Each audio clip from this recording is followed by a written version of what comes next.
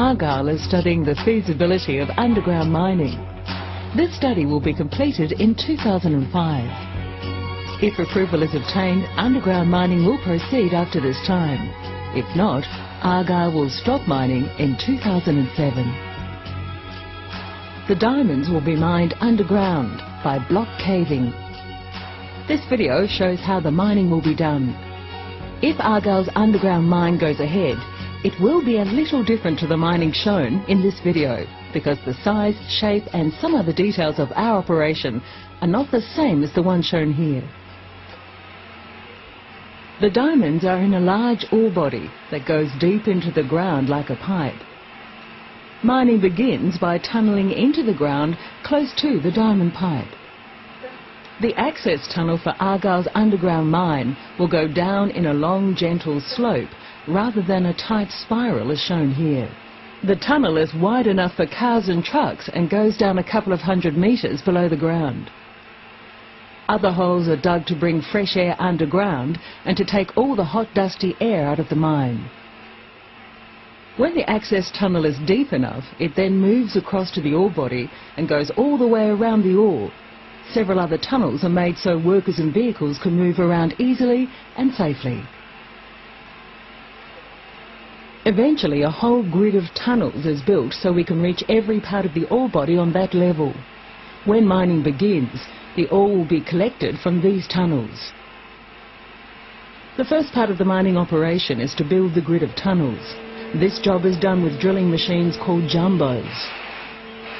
They use big drills on the end of booms to drill holes into the rock face. Another vehicle is used to lift technicians in safety cages up to the holes so they can fill them with explosives. When the people have moved to a safe place, the rock face is blasted.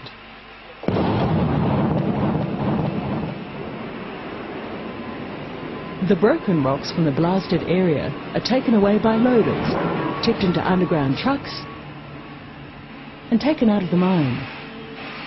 After the blasting, the roof of the tunnel has to be reinforced to stop it falling down. This is done with steel rods cemented into the rock. The same job of drilling, blasting and bolting the roof is done across the whole ore body. This level is where all the ore will be collected and taken out. Meanwhile, a new level is being developed with new tunnels just above the first level. This is where mining is going to start. Mining will begin on this top level by blasting a slice of ore all the way across the ore body. Then funnels will be built to connect the top level with the bottom level, so the broken rocks fall down to the tunnels below, where they can be collected by loaders. The slice of ore is cut out in many small sections. This is the safest way to blast underground. First, the slice is drilled out using drilling jumbos.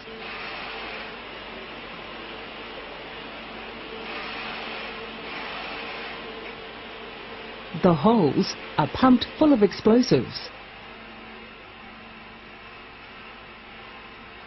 And the rock is blasted.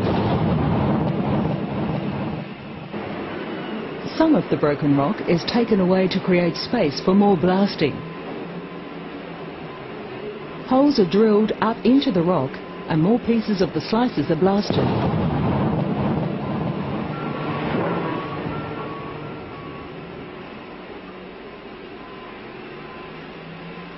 Working on one small section at a time, a slice of ore is blasted out across the whole upper level of the ore body.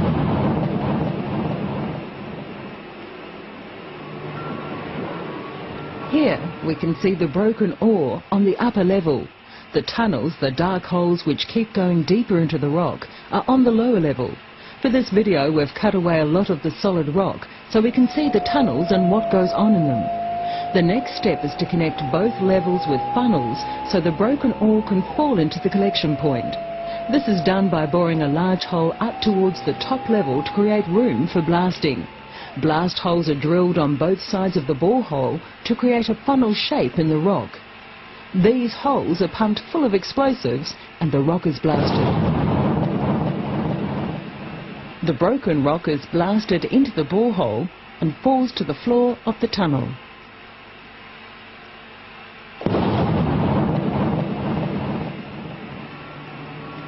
Some of this broken rock is taken away to make room for more blasting.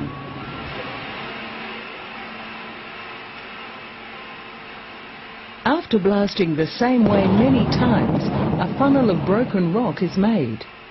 This broken rock contains the diamonds. Loaders come into the tunnels and collect loads of ore from the collection points at the bottom of the funnels.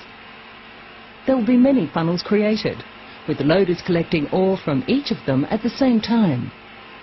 These loaders may have drivers in them or be operated by remote control by people in an office. The size and the number of funnels shown in this video is just an example of underground mining, because this is not exactly what Argyle's underground mine would look like if it goes ahead. There are many details still to be worked out. Eventually, funnels will be built across the whole ore body. Just getting to this stage will take about 3 years. The rest of the mine's life will be spent in collecting the ore, crushing it, and taking it out of the mine. Each load of ore is taken to a big underground crusher, where it's broken up into smaller pieces. It's then conveyed out of the mine through another tunnel. As each load is taken out from the collection points, the solid rock above the funnels starts to crack and break until it also falls down the funnels. Eventually, it breaks all the way up to the floor of the open pit on the surface. Of course, the open pit will be finished by then, and there will be no one working there. Sometimes big rocks block the funnels. These are drilled by a jumbo and blasted to break them into smaller pieces that can fall down to the collection point.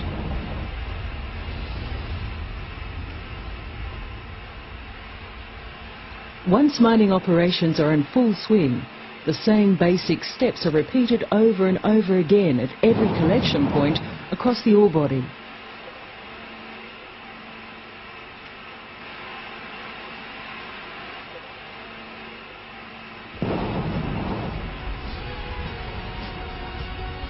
Bit by bit, the entire ore body will gently cave in through the funnels, where it can be collected by the loaders, taken to the crusher and conveyed out of the mine. Mining will continue until all the ore has been removed.